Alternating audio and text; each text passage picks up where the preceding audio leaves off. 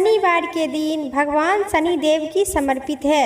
भगवान शनिदेव की पूजा अर्चना करना चाहिए। धार्मिक मान्यता के अनुसार इस दिन विधिवत शनिदेव की पूजा करने से भक्तों को सभी कष्ट भगवान शनिदेव की कृपा से दूर होती है।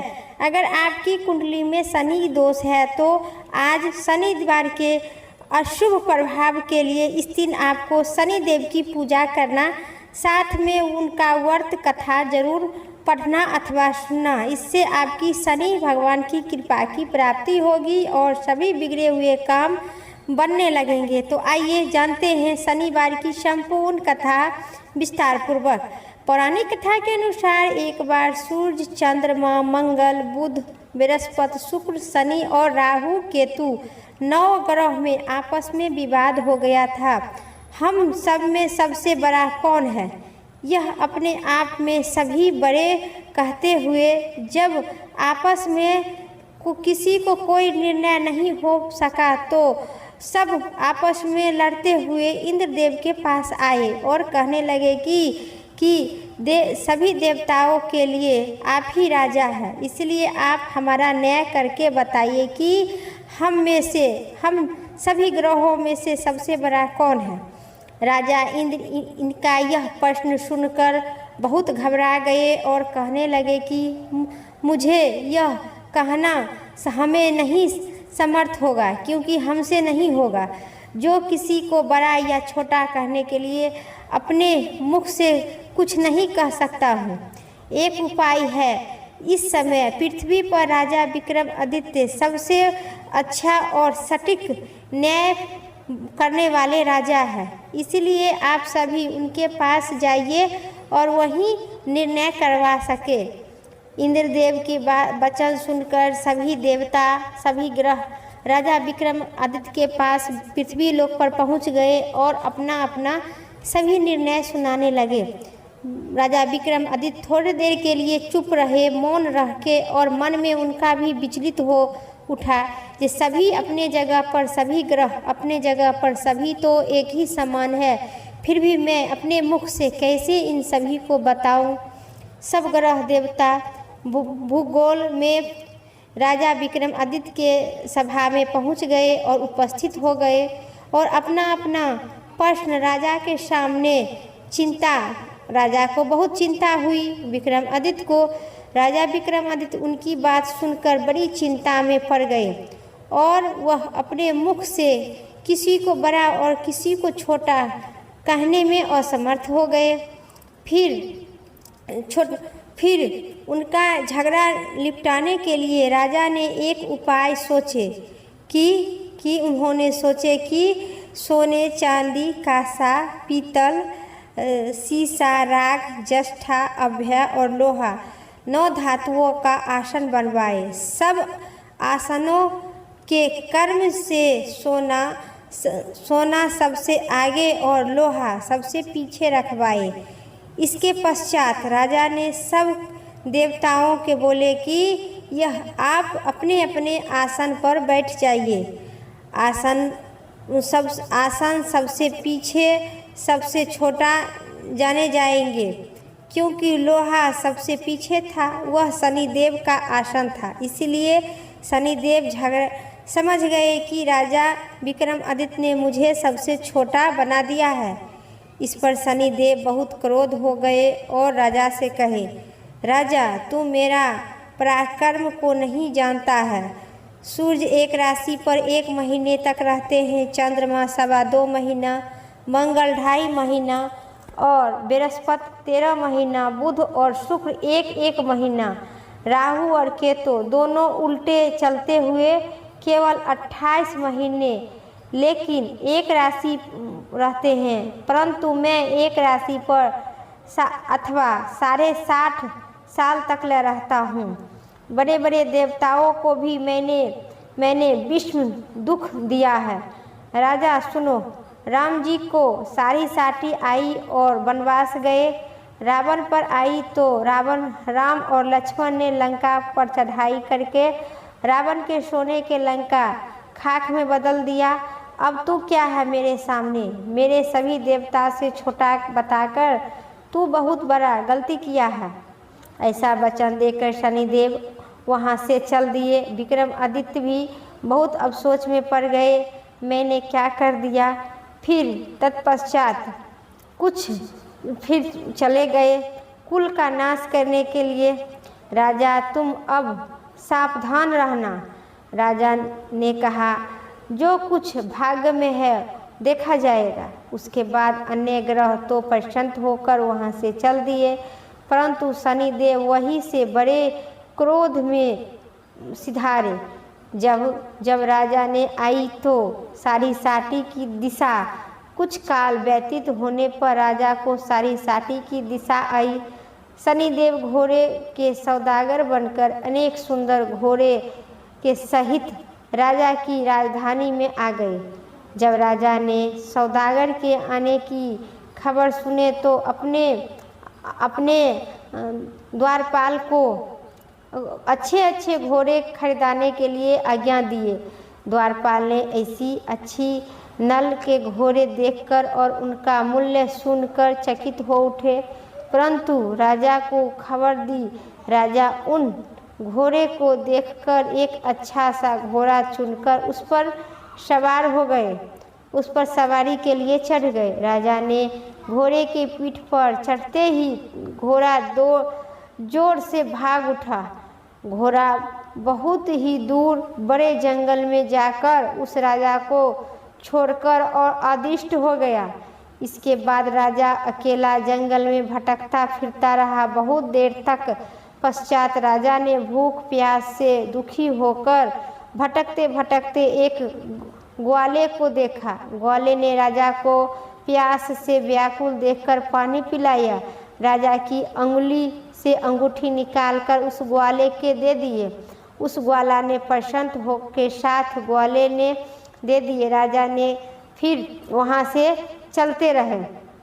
फिर ग्वाला ने राजा ने दिया हाथ पैर काटने की आदेश, परंतु वहाँ से राजा शहर से पहुंचकर एक सेठ की दुकान पर बैठ गए और राजा ने अपने आप को उज्जैन को रहने वाले तथा अपना नाम बीका बताया।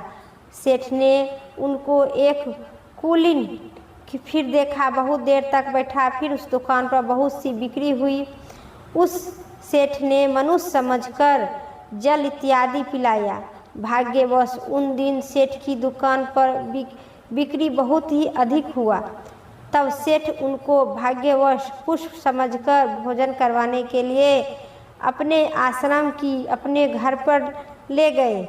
लेकिन राजा को आश्चर्यचकित की बात ये हुई कि एक खूंटी पर हार लटका रहता, लेकिन और वही खूंटी उस निकल गया। भोजन के पश्चात कमरे में आने पर जब सेठ को कमरे में हार नहीं मिल पाया तो वह निर्णय किया कि इसके सिवाय, इस बीका के सिवाय इस हार कौन चुराया होगा। परंतु बीका ने हार तो लेने से मना ही कर दिया। इस पर 5 से 7 आदमी इकट्ठा होकर उसको मनचाही फौजदारी के पास ले गए।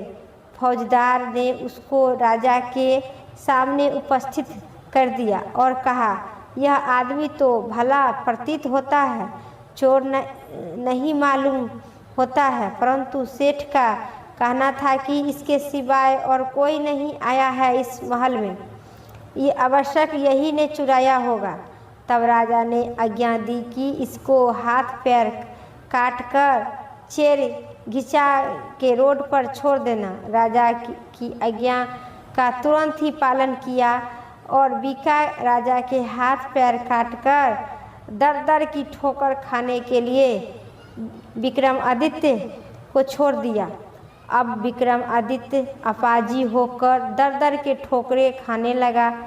कुछ काल व्यतीत होने पर एक तेली उसको अपने घर ले गए और केलू पर बिठा दिया। बीका राजा विक्रमादित्य उस केलू पर बैठ गए। अपनी आवाज़ से बैल हकता रहा। कुछ वर्ष तक शनि देव की सारी सारथी उस विक्रमादित्य पर चलता रहा। कुछ वर्ष बाद शनि की सारी साथी समाप्त हो गई और एक रात को वर्ष ऋतु में एक दिन बीका महल राग महल गाने लगा।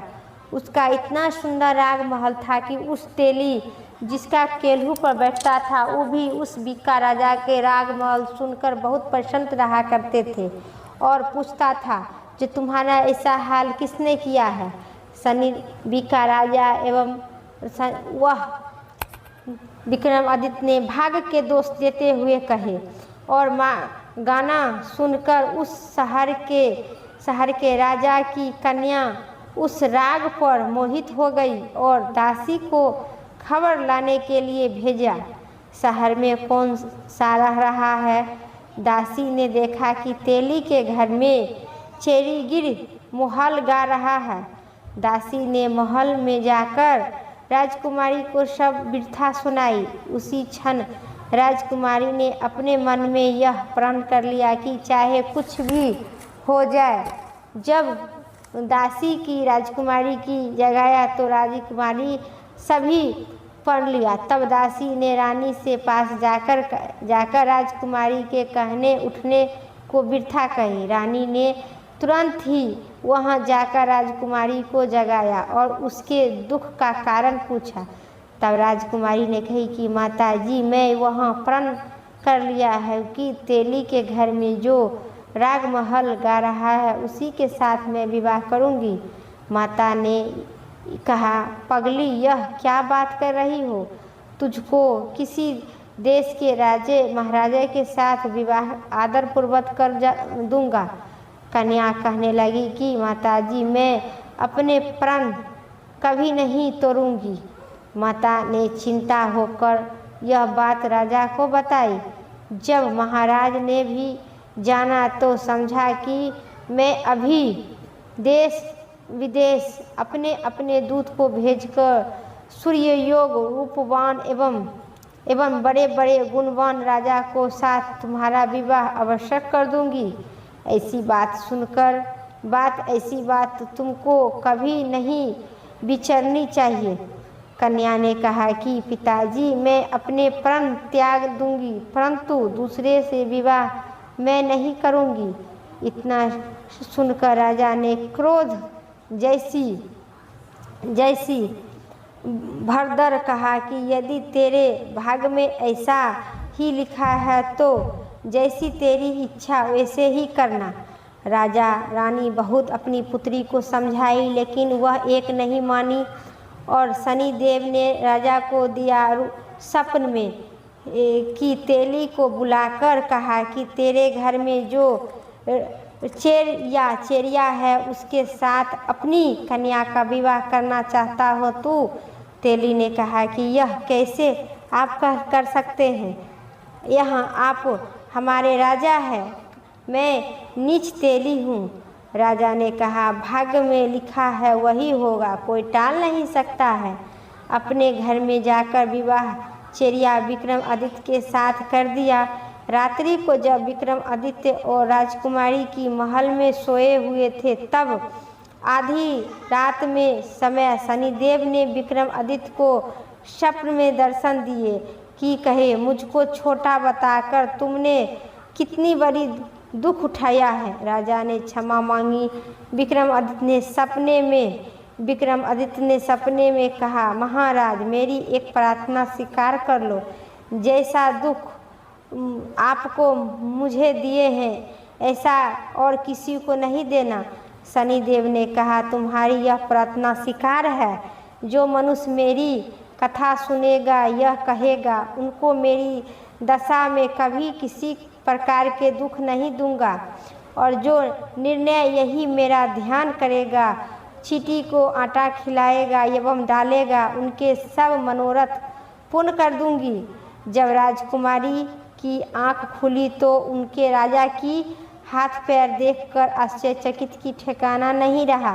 राजा अपनी पत्नी के अपना समस्त हाल कहा, मैं उज्जैन का राजा विक्रमादित्य हूँ। यह बात सुनकर राजकुमारी अत्यधिक प्रसन्न हुई। प्रातःकाल राजकुमारी ने उनकी सखियों ने पूछा तो उन्होंने अपने पति की समस्त वृथा कह सुनाई। सब जब प्रसन्न होकर प्रकट हुई और कही कि शनिदेव ईश्वर इसी प्रकार के जो भक्त मन शक्ति वचन से शनिवार के दिन शनिदेव की पूजा करते हैं उन्हें भगवान शनिदेव संपूर्ण इच्छा पूर्ण करती है, अंत में सभी मनोकामना पूर्ण करती है। प्रेम से कहिए शनिदेव महाराज की जय। आज की कथा इतना ही। उम्मीद करते हैं आप सभी को इस कथा पसंद आई। एक लाइक करके कमेंट बॉक्स में शनिदेव भगवान की जय जरूर लिखें और पहली बार चैनल पर है तो सब्सक्राइब करके बेल आइकन की घंटी दबाना ना भूलें। फिर अगली वीडियो लेके आते हैं, तब तक के लिए दीजिए इजाज़त। जय श्री राम। शनिदेव भगवान की जय।